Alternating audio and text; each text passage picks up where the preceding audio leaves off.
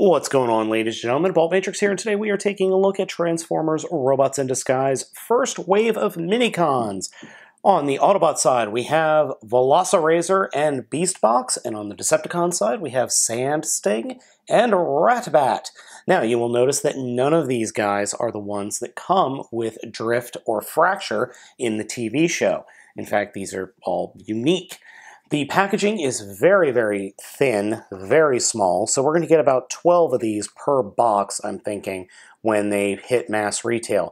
I picked these guys up off of RobotKingdom.com. So let's open them up and take a look. I really like the way these guys have been packaged. Now, one thing that I did not realize until recently is all 4 of these have parts to form 2 more minicons. Well, 1 Autobot and 1 Decepticon. The Decepticon ones are in darker hues. We have Decepticon Purple, and I'm guessing this is Decepticon Turquoise for RatBat over here. So we've got these little runners that the figure's attached to, and then you snip off all these parts, and the parts can actually get combined with the individual minicons, which I actually really think that's a cool idea. I like that idea a lot. Now those are the Decepticons. Let's take a look at the Autobots. We got Beastbox and Velocirazor. They are in Autobots in orange and lightish, darker orange. So this is more of a yellow orange, and this is more of a just reddish orange, and they pop off very easily. So now the way these guys transform is a little bit odd. The Decepticons all turn into missiles. So these 2 guys will transform into missiles. RatBat is already in his missile form.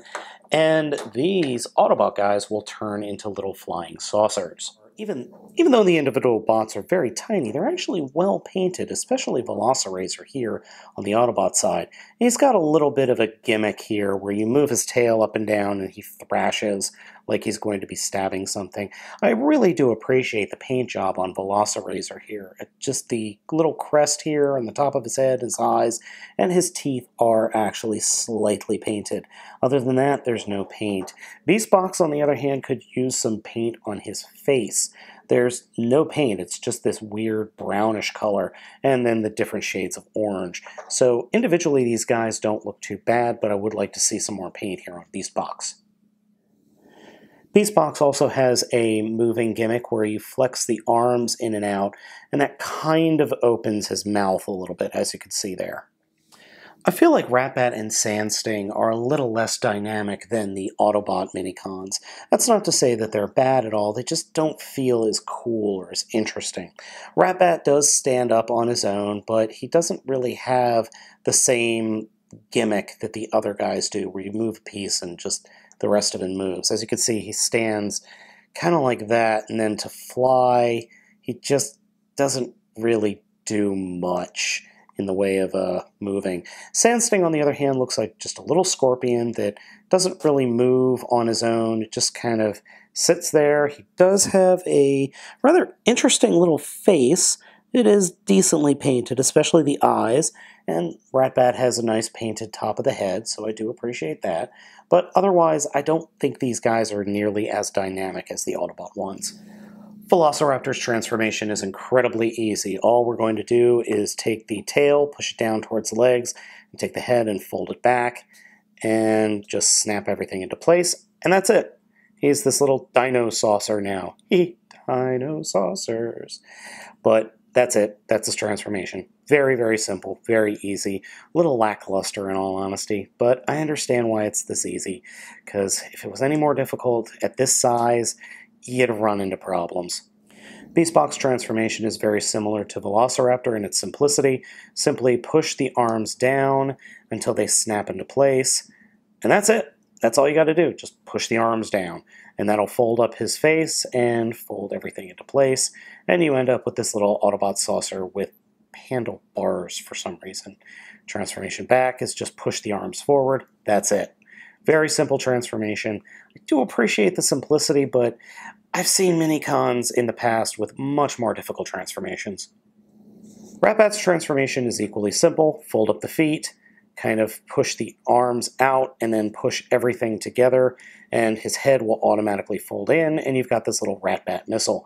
I actually do like the missile form. That looks like a missile from Cybertron that would do some damage. So fold the arms out, flip everything out, and there we go. So again, very easy, very simple. Actually, kind of fun. SandSting's transformation is by far, I think, the worst.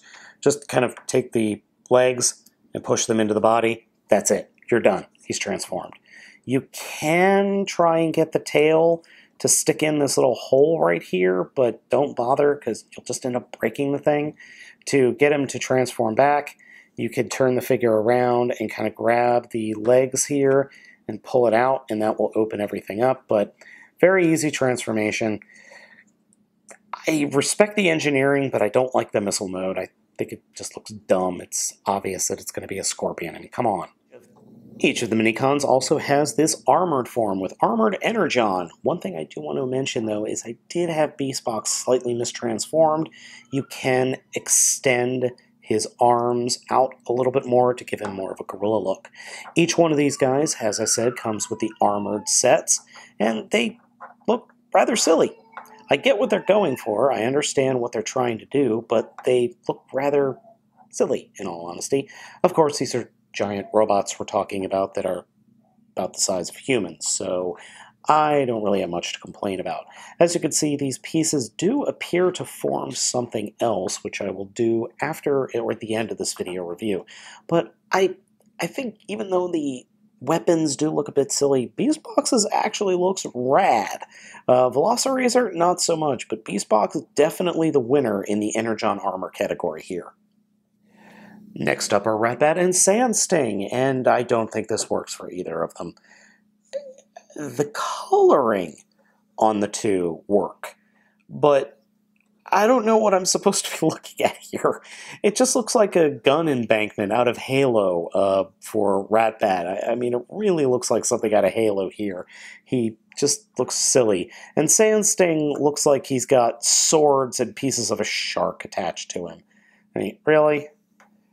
They're purple. The pieces are purple. He is purple. It's kind of hard to tell what part is part of him and what part is just extra.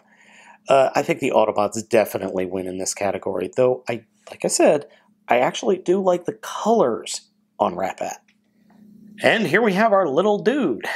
He is the only one that I know of that can be formed from this set. And at the beginning of my video review, I called this the first wave of minicons. It's actually the second. I actually had to go online to find how to combine this guy because you use parts from obviously all four of the set. So you wind up with this little shark dude. I will call you Neon Scream. I think that works. Yeah, Neon Scream. Yeah, he's a little shark dude. He's a little cool dude. He just comes together pretty easily. Yeah, he's okay.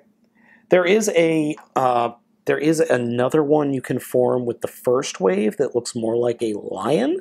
Unfortunately, I don't have those guys yet, so I can only form the shark. You can also have them wield their little Energon bits in their alt modes, so that's actually kind of cool. So gang, I hope you enjoyed this video review. As always, I'm Baltmatrix, asking you to like, comment, and subscribe, and please be sure to catch my next video review.